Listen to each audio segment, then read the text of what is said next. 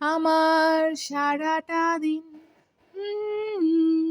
মেঘলা আকাশ, বৃষ্টি তোমাকে দিলাম। এই শ্রাবণ সন্ধ্যাটুকু তোমার কাছে চেয়ে নিলাম। আমার সারাটা দিন আ মেঘলা আকাশ, বৃষ্টি তোমাকে দিলাম। আসসালামু আলাইকুম। Welcome to my channel blogger Sharmin. আপনারা সবাই কেমন আছেন? আশা করছি অনেক অনেক ভালো আছেন। আমরাও আল্লাহর অশেষ রহমতে ভালো আছি। বৃষ্টির ভিডিও দিয়ে শুরু করলাম আজকের ভিডিওটি। তো আশা করছি আপনাদের অনেক অনেক ভালো লাগবে। আর এই তো আমি কিন্তু পেয়ারা কিনে নিয়ে এসেছি আজকে। ছেলেকে স্কুলে দিয়ে আসার সময়, আসার পথে তখন আমি পেয়ারা দেখলাম। তো পেয়ারাটা নাকি মিষ্টি হবে জিজ্ঞেস করলাম। তো ওই ভাইটা বলল, ঠিক আপা, অনেক মিষ্টি হবে। এর জন্য আর কি নিয়ে নিলাম। তারপরে ২ টাই নিলাম। ভাবলাম যে আসলে আগে খেয়ে দেখি, যদি ভালো হয় তাহলে উনার কাছ থেকে দেখলে আবার নেয়া যাবে ইনশাল্লাহ। আর এই তো এখন আমি তেলাপিয়া মাছটা টমেটো দিয়ে ভুনা করব। সুন্দর করে মাছটাকে কিন্তু অর্ধেকটা ধুয়ে নিয়েছিলাম, আর অর্ধেকটা কিন্তু এই যে অন ক্যামেরাতে ধুয়ে নিলাম। তো এই মুহূর্তে বলে রাখি যে আপনারা যারা আমার ভিডিওটি এখন দেখছেন তারা অবশ্যই লাইক দিয়ে তারপর ভিডিওটি কন্টিনিউ করা শুরু করবেন। আর কেউ স্প্যাম কমেন্ট করবেন না। আর হচ্ছে আমার চ্যানেলটা যদি ভালো লেগে থাকে, আমার ভিডিওটা যদি ভালো লেগে থাকে, তাহলে অবশ্যই সাবস্ক্রাইব করে দিবেন। সাবস্ক্রাইব করে দিয়ে আমার পাশে থাকবেন। আর এখানে আমি ১ কেজি গরুর গোশত, আমি ১ কেজির একটু বেশি রান্না করব আর কি। তো এখানে নিয়েছি ১ কেজি পেঁয়াজ। তো ১ কেজি পেঁয়াজটা আমি সুন্দর করে ছিলে নিয়েছি। এখন আমি ধুয়ে নিচ্ছি। তো হাতে মেখে গরুর গোশত রান্না করব। আর হচ্ছে এই তো একটা টমেটো দেখতে পাচ্ছেন, এটা আমি ওই তেলাপিয়া মাছ রান্না করব যে সেটাতে দিব। তো যাই হোক, আপনারা একটা লাইক অবশ্যই দিয়ে নেবেন। তারপরে কিন্তু ভিডিওটি কন্টিনিউ করা শুরু করবেন। আর বৃষ্টির মধ্যে কিন্তু এরকম কিন্তু হাত ভেজাতে খুবই ভালো লাগে। আর বাহিরে যদি আসলে বৃষ্টির ফোঁটা অনেক সময় যদি গায়ে পড়ে, তো ভালোই লাগে মাঝে, মাঝে। সবসময় না, মাঝে, মাঝে ভালো লাগে। আর বৃষ্টি কিন্তু ঘরে বসে কিন্তু বারান্দায় বসে উপভোগ করতে আমার খুবই ভালো লাগে। আর হাতটা ভিজিয়ে নিলাম। তো যাই হোক, বাহিরের পরিবেশটাও আপনাদের সাথে একটু শেয়ার করলাম আর কি। আর এখানে আমি তেলাপিয়া মাছটা সুন্দর করে ধুয়ে নিয়েছি, মসলা মেখে তারপরে এই যে ভেজে নিচ্ছি। তো তেলাপিয়া মাছের মাথাটা আমার খুবই পছন্দ। আসলে যেকোনো বড় মাছের মাথাই আমার খুবই পছন্দ। তবে ইলিশ মাছের মাথাটা বেশি একটা পছন্দ না। বেশি কাটা থাকে এর জন্য।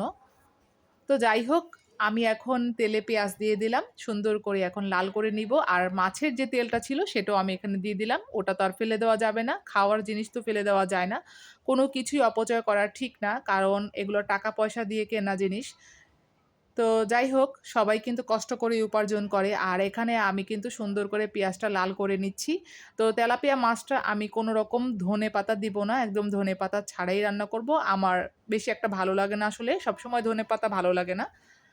তো এর জন্য কিন্তু আমি মাঝে, মাঝে দেই না। আপনারা দেখবেন আসলে। আর সব আপুদের রান্নাই দেখছি অসম্ভব ভালো লাগছে। নতুন, নতুন রান্না শিখতেও পারছি, দেখতেও পারছি। তো আলহামদুলিল্লাহ খুব ভালোই লাগছে। আর একা হাতে কাজ করছি, কাজ কিন্তু আসলে কম না। একটা ঘরে কিন্তু অনেক কাজ থাকে, প্রচণ্ড কাজ থাকে। আর এই যে টমেটোটা, এত লাল টমেটো আসলে কি বলবো? আমার মনে চাচ্ছিল যে আমি এই টমেটোটা রেখে দেই। কিন্তু রেখে দিলে কি হবে? রেখে দিলে তো এটা পচে যাবে, গলে যাবে। তাহলে তার চেয়ে খাওয়াই ভালো। কি বলেন আপুরা? এর জন্য আমি আজকে টমেটোটা এটা নিয়েই নিলাম। আর রাখার কোনো উপায় নেই। রাখা তো যাবেই না। তো যাই হোক, এখন আমি টমেটোটা দিয়ে সুন্দর করে কষিয়ে নিলাম। তারপর এর মধ্যে আমি পানি দিয়ে দিলাম, ঢেকে দিলাম। টমেটোটা একটু গলে গেছে। তারপরে এই যে ঢাকনাটা উঠিয়ে নিয়েছি অফ ক্যামেরাতে। তারপরে এখন আমি তেলাপিয়া মাছটা সুন্দর করে এই যে ভুনার মধ্যে দিয়ে দিচ্ছি পেঁয়াজের উপর। আর হচ্ছে এখানে আমি কাঁচামরিচ দিয়ে দিলাম। বাস আরেকটু পানি দিয়ে দিব। এতে কিন্তু সুন্দর মতো হয়ে আসবে।